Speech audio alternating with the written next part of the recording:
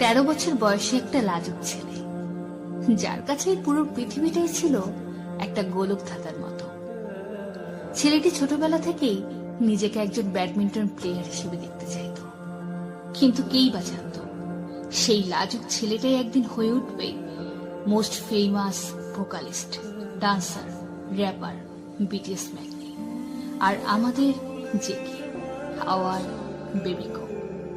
ছেলেটা টিভিতে একদিন জি ড্রাগনের পারফরমেন্স দেখল, আর নিজের ছোট ছোট চোখে কে-পপ আইডল হয়ে ওঠার বড় বড় স্বপ্ন সাজাতে লাগলো। 2011 সালে ছেলেটা সুপারস্টার কেতে অডিশন দেয়। ছেলেটা তার লাজুক স্বভাব আর আত্মবিশ্বাসের অভাবে সেখানে সেদিন সিলেক্ট হতে পারেনি, কিন্তু তার কাছে আসতে থাকে বিভিন্ন এন্টারটেনমেন্ট কোম্পানি থেকে অফার। ছেলেটা এর মধ্য থেকে বেছে নেয় বিগ হিট এন্টারটেনমেন্টকে।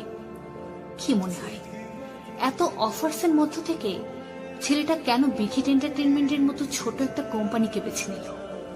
হ্যাঁ, কারণটা হচ্ছে বিটিএস লিডার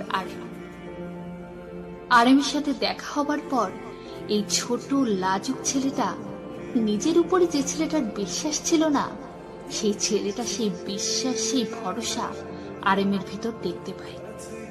এই ব্যাপারে আরএমও বলে, জংকুকের প্রথম দেখা সেই হরিণী কালো চোখ আমি আজও ভুলিনি। 13 বছরের সেই ছোট জংকুক যেন বিটিএস এর মাধ্যমে পেল তার নতুন এক পরিবার। ছেলেটার কৈশোর কাটে তার 6 বড় ভাই আরএম, জিন, জেহোপ, সুগা, ভি আর জিমিনের সাথে। কখনো আরএমের কাঁধে চড়ে ছেলেটা নানান বায়না করে, আবার কখনো জিনের সাথে হাজারো খুনসুটি। জেহোপ আর সুগার কাছে তো ছেলেটার আবদারের শেষ নেই। ভি আর জিমিন তো তার ক্রাইম পার্টনার। আর এর পাশাপাশি চলতে থাকে নিজেকে সেরাদের সেরা করে তোলার এক সংগ্রাম। 2013 সালে দলটি নো মোর ড্রিমস গানের মাধ্যমে ডেবিউ করে, আর 15 বছরের জংকুক তার স্বপ্নে প্রথম পা রাখে।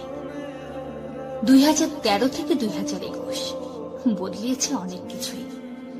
বিটিএস এখন বিশ্বের নাম্বার 1 কে-পপ বয় ব্যান্ড, আর সেই 15 বছরের ছেলেটা এখন 23 বছরের একজন যুবক।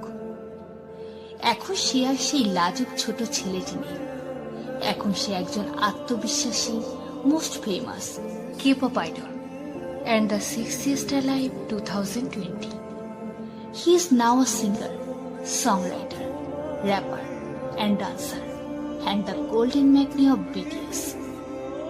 ছেলেটা বলে, আমার জীবনের গোলক ধাঁধার সমাধান করেছে আমার এই 6 জন ভাই।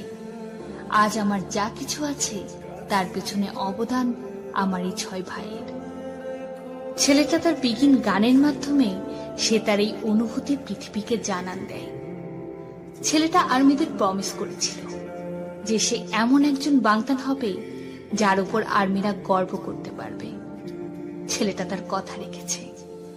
আজ আমরা গর্ব করে বলতে পারি আমরা এমন একটা কে-পপ গ্রুপের অফিসিয়াল ফ্যান্ডম যার একটা অবিচ্ছেদ্য অংশ আমাদের জংকুক। এই কারণেই হয়তো ছেলেটা আর্মিদেরকে তার কগহুইল মানে, যা তার চালিত শক্তি।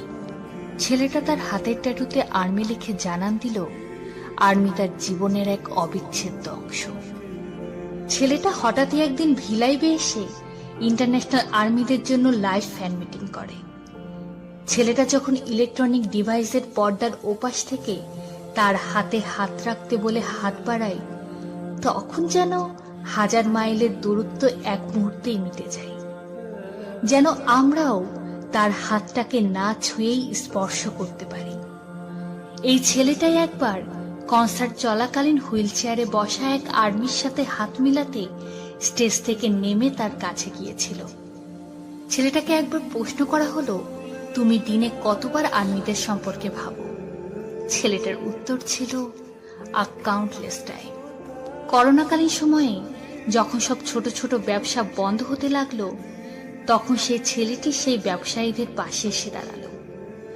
বড় বড় ব্র্যান্ডেড জিনিস ছেড়ে ব্যবহার করতে লাগলো সাধারণ দোকানের সাধারণ সব জিনিস। মুহূর্তে সোল্ড আউট হতে থাকলো সেসব জিনিস, যা এই করোনাকালীন সময়ে সেসব ব্যবসায়ীর জন্য ছিল এক আশীর্বাদ স্বরূপ। সত্যি ছেলেটাকে বিধাতা অনেক সুন্দর করে ভাবতে শিখিয়েছে, ভালোবাসতে শিখিয়েছে, আগলে রাখতে শিখিয়েছে।